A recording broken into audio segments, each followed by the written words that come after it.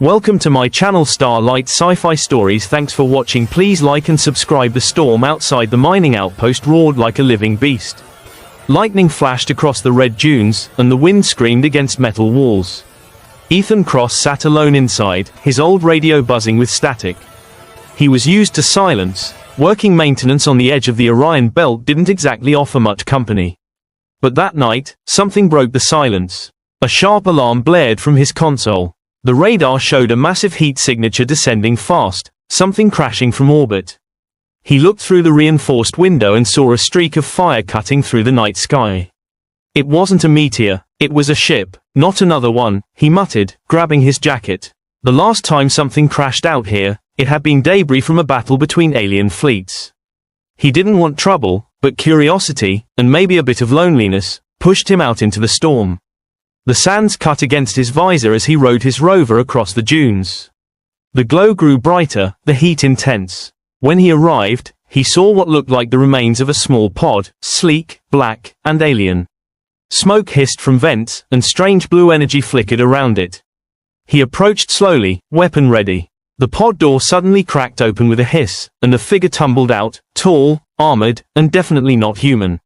Ethan froze. The creature, no, the woman, was covered in battle armor, her silver hair plastered with blood, her skin faintly glowing beneath the flicker of the storm.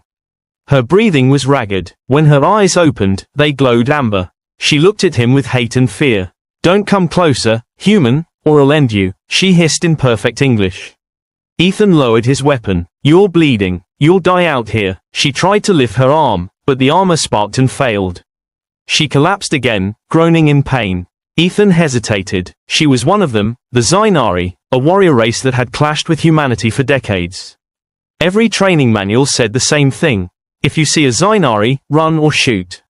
But he couldn't do it. Ethan lifted her carefully and carried her into the rover. She was heavier than she looked. The armor was cracked, leaking glowing blue fluid, some kind of energy blood. He drove through the storm, sand battering against the windshield. By the time he reached the outpost, she was unconscious. Inside, he laid her on his workbench and carefully removed pieces of her armor. The damage was bad, deep cuts along her shoulder and ribs, burns from plasma fire. She was breathing shallowly. Her face, though alien, looked strangely human, sharp lines, pale skin with faint golden patterns beneath. He opened his med kit and got to work. His hands trembled a little as he applied med gel to her wounds. The gel hissed as it sealed her cuts. When he pressed against her ribs, she flinched, whispering something in her native tongue, a word that sounded like pain and shame mixed together. Hours passed before she finally stirred. Her eyes opened again, wary but softer this time. Why would you save me?" she asked quietly. Ethan shrugged. "Because you were dying. Doesn't matter who you are." She blinked, confused. The Zainari believed mercy was weakness. Her people never helped outsiders, especially not enemies. This human didn't act like any soldier she'd fought before. "What's your name?" he asked. "Kalira, commander of the Zainari Vanguard." She said it with pride, though her voice was weak. "I'm Ethan Cross, maintenance engineer." He smiled faintly. "Guess we're both stranded now." Kalira tried to sit up, but her armor's servos whined in protest. She gritted her teeth, frustrated. Ethan stopped her gently. "Rest. You'll tear the wounds open again." Her eyes narrowed. "Don't touch me, human." He backed away, hands up. "Fine, but if you bleed out, don't blame me." She stared at him for a long time, confused by his calmness. Humans were supposed to fear the Zainari, yet this one looked at her like she was just another person who needed help. The next morning, Ethan worked to repair parts of her armor. The technology fascinated him. Liquid metal layers, adaptive shielding, plasma conduits unlike anything human-made. Kalira watched silently from the bed, studying him as much as he studied her. "You're not afraid of me," she finally said. "Should I be?" he replied, not looking up. She hesitated. "My people have destroyed human colonies. Your fleets fear our name." Ethan gave a small laugh. "I'm not a fleet, just a guy who fixes pipes and machines." For the first time, Kalira almost smiled. Almost. Later that day, while scanning her armor fragments, Ethan found something worrying, a pulsing signal deep in the circuitry. "A tracker." He turned to her. "This thing's broadcasting your location." Her expression darkened. "Rogue Zainari will come for me." I disobeyed orders. They want me dead. Ethan frowned. So they're coming here. She nodded grimly. They won't leave survivors. Then we'd better prepare, he said, standing. You helped me fix machines. I can fix defenses. Her golden eyes softened. You would fight for me? He looked at her seriously. You helped no one ask you to. So yeah, I'll fight. For the next few hours, they worked together. Ethan rigged motion sensors, automated turrets, and EMP mines using spare mining tools. Kayla showed him how to modify the defenses with her alien tech, enhancing their range. Despite the danger, they worked well together. Two strangers from opposite worlds. As night fell, the desert outside went quiet. Ethan walked back inside and found Kayla near the workbench, her armor finally deactivated. Sparks of energy faded from it. She stood awkwardly, holding a folded black suit, some kind of underlayer armor. What's that? He asked. My nanofiber suit. The battle armor is broken. I must wear this to protect my wounds. Her cheeks glowed faintly, the alien version of blushing. He realized she needed privacy to change. Oh, right. I'll go outside. Before he could turn, she suddenly said sharply, don't look human. Her voice carried both command and embarrassment. Ethan froze, then smiled faintly and turned away. Wouldn't dream of it. Behind him, he heard the faint hum of armor plates unlocking, the soft sound of fabric moving, and a quiet exhale, part relief, part pain. He stood perfectly still, pretending to check the monitor, though his heart pounded. When she finally spoke again, her tone was calmer. You may turn now. He turned. She stood in the sleek black suit, glowing faintly under the dim light. It covered her from neck to boots, emphasizing the strange beauty of her alien form, strong, scarred, and dignified. Her golden eyes met his, and for the first time, there was no hostility in them. Thank you, she said quietly. For your respect. Ethan nodded. You're welcome, Commander. She frowned. Don't call me that. Just. Kayla. They ate together. He shared dehydrated rations, which she found tasteless but edible. The silence between them was heavy but not uncomfortable. She watched the flickering monitor as it showed storm patterns across the dunes. You live alone here? She asked. Yeah, no one else wanted this assignment. Too far, too boring. She tilted her head. Humans fear loneliness, yet you do not. Ethan smiled faintly. Maybe I just got used to it. Kayla said nothing, but her gaze lingered on him longer than before. Something about his quiet strength unsettled her. A human who didn't seek war or power, but simply peace. A few hours later, the sensors beeped. Ethan frowned. Movement. 10 kilometers out. Kayla's face went pale. They've found me. Ethan stood. Then let's make them regret it. He handed her a repaired plasma rifle. She took it, feeling its weight, then looked at him curiously. You fight without armor. I'll improvise, he said, slinging his own human rifle over his shoulder. The storm outside howled again. Through the reinforced glass, faint lights appeared on the horizon, ships descending. The enemy was coming. Kayla's eyes burned bright gold. She activated her blade, its edge humming with plasma. If they reach the door, we fall back to the generator room. It's reinforced. Got it, E. Then replied. His voice was calm, steady. She turned to him. You could still run, human. They want me, not you. He shook his head. Too late for that. For a moment, they simply stared at each other. Two enemies turned allies standing against the storm. Then the sky exploded in light. The first energy blast hit the dunes outside, shaking the entire outpost. Dust fell from the ceiling. The alarms screamed. Kayla took position by the window, firing precise bursts at the glowing shapes in the distance. Ethan activated the automated turrets, metal arms swung out from the roof, returning fire. Blue plasma and red tracer rounds lit up the night. The air filled with thunder. Kayla fought like a storm-given form, fast, deadly, graceful. Ethan covered her flank, reloading as fast as he could. A beam grazed his shoulder. She grabbed him, pulling him behind cover. Are you hurt? She demanded. Just a scratch, he winced. She looked at him, then nodded.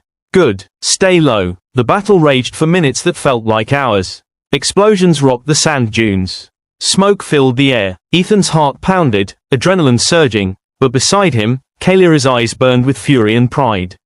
For the first time, he realized, she wasn't just fighting for herself anymore. When the firing finally stopped, a heavy silence fell. The senses flickered. Several enemy signals were gone, but more were approaching from the east. Kalira reloaded her weapon, breathing heavily. "This is not over," she said. "More will come." Ethan glanced at the radar. "Then we'll keep fighting." She looked at him, truly looked at him, and for the first time, her voice softened. "You're brave, for a human." He smiled faintly. "You're not so bad yourself." Outside, the wind howled again. In the distance, blue lights flickered closer. Kalira tightened her grip on her blade, eyes narrowing.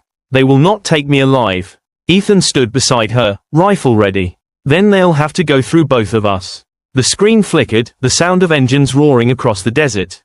And then, as the light grew brighter, Kalira whispered the words that would echo through both their fates. "They've found me, Ethan. Prepare yourself." The storm swallowed their voices as the enemy descended upon them. The horizon burned blue as the enemy ships descended. Energy fire tore through the dunes, sending waves of sand crashing against the outpost. Inside, alarms wailed and warning lights flashed red. Ethan gritted his teeth and slammed his hand against the control panel, activating every remaining defense drone. Kalira stood at the shattered window, her plasma blade glowing like molten silver. Her eyes burned bright with defiance. 3 gunships, 20 soldiers. They won't stop until I'm dead. Ethan loaded his rifle. Then they picked the wrong desert. He stepped beside her. Their gazes met briefly, 2 beings from different worlds, standing together against the same darkness. Outside, the first wave hit. Plasma bolts streaked through the air. The outpost shook under the assault. Ethan ducked behind a metal crate, returning fire. His aim was steady, his breathing controlled. Years of solitude had given him patience, now it gave him survival. Kalira moved like lightning, leaping over barriers, deflecting plasma with her blade. Her movements were graceful yet brutal, every strike a blur of light. When she fought, it was like watching a storm made flesh. Left side, Ethan shouted. She spun, slicing through an enemy who had flanked them. The body fell in a flash of blue sparks. She didn't look back. "I see them." The fight was relentless. Drones exploded one after another, their circuits overloaded. Ethan's shoulder bled where shrapnel grazed him, but he didn't stop. Kalira noticed, her golden eyes narrowing with concern even in the chaos. When the smoke cleared, the first wave was down. The silence that followed was heavy, broken only by the hiss of cooling metal. Ethan leaned against the wall, panting. "How many more?" he asked. Kalira's voice was grim. "Too many." Her communicator crackled suddenly. A distorted voice spoke in her language, sharp, commanding. Ethan couldn't understand the words, but the tone was unmistakable. Authority, hatred. Kalira's expression hardened. "It's my captain. He's leading them himself." Ethan frowned. "Why's he after you?" "I refused his order," she said, gripping her weapon tighter. "He wanted me to destroy a colony of human refugees. I refused. For that, I am a traitor." Ethan looked at her silently for a moment. "Then I guess we're both traitors." For a brief moment, a small, sad smile crossed her lips. The next attack came harder. The ground trembled as the lead ship landed near the outpost, its engines kicking up a wall of dust. Kalira and Ethan braced themselves. From the smoke, armored Zainari soldiers emerged, tall, gleaming, faceless. Kalira whispered something under her breath in her native tongue, perhaps a prayer or curse. Then she shouted, "Now!" Ethan triggered the mines they'd buried earlier. The desert erupted in light and fire, hurling sand and shrapnel into the air. Several enemies vanished in the explosion. The rest staggered, their armor sparking. Kalira charged. Ethan watched her fight with ferocity beyond human understanding. She moved through enemy lines like a blade through water, each strike precise. But even she couldn't face so many alone. "Kalira," Ethan yelled as one of the Zainari raised a heavy plasma launcher. Without thinking, he ran forward and tackled her out of the way. The blast hit the wall behind them, the shockwave throwing both to the ground. Kalira coughed, stunned. Ethan shielded her with his body, debris raining around them. "You fool," she whispered. "You could have died." He smiled through the dust. "Guess I'm not very good at following orders." Something flickered in her eyes, something that wasn't anger. She stared at him as if seeing him for the first time, truly seeing him. Then, with a sharp breath, she stood and faced the oncoming storm again. The battle dragged on. Hours seemed to blur. The outpost was half ruined, walls scorched, lights flickering. Ethan's hands bled from reloading, fixing, fighting. Kalira's energy blade flickered weakly, Her strength was fading. Still, neither backed down. Finally, a deep rumble echoed above. The captain's ship, the command vessel, descended directly over them, casting a massive shadow across the dunes. The ramp opened, and out stepped a towering Xynari in dark armor etched with crimson lines. His presence radiated power and fury. "Kalira of the Vanguard," he called, voice echoing through a translator. "You have shamed your kind. Surrender now, or I will burn this world with you." Kalira straightened despite her wounds. "I will not kneel to a coward who kills the innocent." The captain laughed, a sound like cracking stone. His gaze shifted to Ethan. "A human, you side with vermin now." Ethan raised his weapon, unflinching. "This vermin just helped save her life." The captain sneered. "Then you die together." He lifted his arm, charging a pulse cannon. Before he could fire, Kalira moved faster than thought. Her blade flew like lightning, slicing through the weapon's core. The explosion tore through the sand, knocking them all back. Ethan hit the ground hard, ears ringing. When he looked up, Kalira and her captain were locked in combat. It was brutal, energy blades clashing, sparks flying with every strike. The captain was stronger, heavier, but Kalira was faster, smarter. She ducked, twisted, parried. Each movement was desperate but precise. Ethan could only watch, helpless, as the two alien warriors fought under the burning sky. "Stay down, human," Kalira shouted without looking back. Ethan ignored her. He crawled toward a fallen rifle, clutching it through the pain. The captain slammed Kalira against the wreckage, pinning her arm. Her blade fell from her grasp. "This is the price of mercy," the captain hissed. "You let weakness infect you." Ethan aimed and fired. The plasma bolt struck the captain's side, staggering him. Kalira seized the opening, drove her hand into his chest, and unleashed a burst of energy that lit the sky. The captain's armor cracked, light pouring from within before he fell to his knees, motionless. Silence followed. Kalira stood trembling, breathing hard. The glow of her eyes dimmed as she looked down at the fallen body of her former commander. "It's over," Ethan said softly. She shook her head. "No, it's only beginning. His signal will bring more." Ethan approached slowly. "Then we run." She looked at him in surprise. "Run? To where?" "Anywhere that's not here," he said simply. "I've got an old freighter. It's not much, but it flies." She stared at him for a long time, her expression unreadable. Then, finally, she said, "You would risk your life for me again?" Ethan smiled faintly. "Seems like a habit now." Her gaze softened. "You are impossible." They gathered what little they could and made their way to Ethan's hangar, a rusted freighter half buried in the sand. The engines coughed to life with a roar. Kalira took the co-pilot's seat, fingers dancing across the alien interface she'd quickly adapted to. As the ship lifted, the outpost below burned in silence. Ethan watched it fade through the viewport, a lonely home-turned battlefield. He felt a strange ache, but when he looked at Kalira, he knew it had been worth it. Minutes later, the ship broke through the clouds, entering the cold stillness of space. For a while, neither spoke. Only the soft hum of the engine filled the air. Finally, Kalira said quietly, "When I was trained, I was told humans were weak. Emotional, predictable, but you," she looked at him, her eyes glowing faintly again, "you confuse me." Ethan chuckled softly. "I get that a lot." Her lips curved into a rare, delicate smile. It was small but real. She turned her gaze to the stars. "If my people find us, they will call me traitor forever. I may never go home again." Ethan leaned back, watching her. "Then make a new home." She blinked. "With you?" He shrugged. "Why not? You're good at fixing things, and breaking them." Her laugh was soft, almost musical. "Perhaps I could learn what it means to be human." Hours later, the ship drifted into a quiet region of space. Kalira sat by the viewport, her armor finally removed. She wore only the black nanofiber suit now, its faint shimmer reflecting the starlight. Ethan walked in, holding a small repair kit. "You should rest," he said. She looked over her shoulder. "I am fine. Your shoulder says otherwise." He knelt beside her, gently scanning her wounds. As his hands brushed her skin, she tensed slightly, her cheeks glowing gold again. "Don't look, human," she murmured softly. Ethan smiled. "Wouldn't dream of it." She laughed quietly, shaking her head. "You never listen." He bandaged the wound carefully, then leaned back. Their eyes met, human blue and alien gold. For a long moment, neither spoke. The silence wasn't empty anymore. It was alive, warm. Kalira broke it first. When the war ends, if it ever does, I will return. My people must know the truth about humans. Ethan nodded slowly. And if they don't believe you? She looked at him, voice steady. Then I'll make them. She reached into her armor's remains and pulled out a small glowing insignia, a silver shard pulsing with blue light. She pressed it into his palm. This is my mark, she said. If you ever send this signal, I will come. No matter the distance. Ethan stared at it, feeling its faint warmth.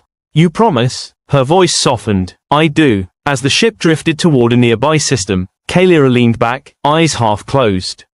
You know, she said, humans are strange. You fight for others, even when there's no reason. Ethan smiled. Guess that's what makes us human. She looked at him for a long time, then whispered, maybe that's what makes you beautiful. The words hung between them like a heartbeat. Neither moved, neither spoke again. Outside, the stars shimmered like 1,000 silent witnesses. Days later, Kalira's distress beacon, now repaired, picked up a signal from her people. She stood by the airlock, suited again for departure. Ethan watched her silently, the insignia still clutched in his hand. You sure about this? He asked. She nodded. I must face them. But, she hesitated, stepping closer. Do not forget me, human. He smiled softly. Wouldn't dream of it. Her golden eyes glimmered. Don't look, human, she said one last time, her voice a whisper of memory and warmth. Then she turned and walked into the light of her shuttle. The hatch closed, engines roared, and the alien ship vanished into the sea of stars. Ethan stood alone in the quiet cabin, the insignia still glowing faintly in his hand. He looked out the viewport, and somewhere in the endless dark, he thought he saw a streak of silver light flash by, like a promise kept. He smiled to himself and whispered, Safe travels, Kalira. The stars answered with silence, but somehow, it felt like she heard. The end.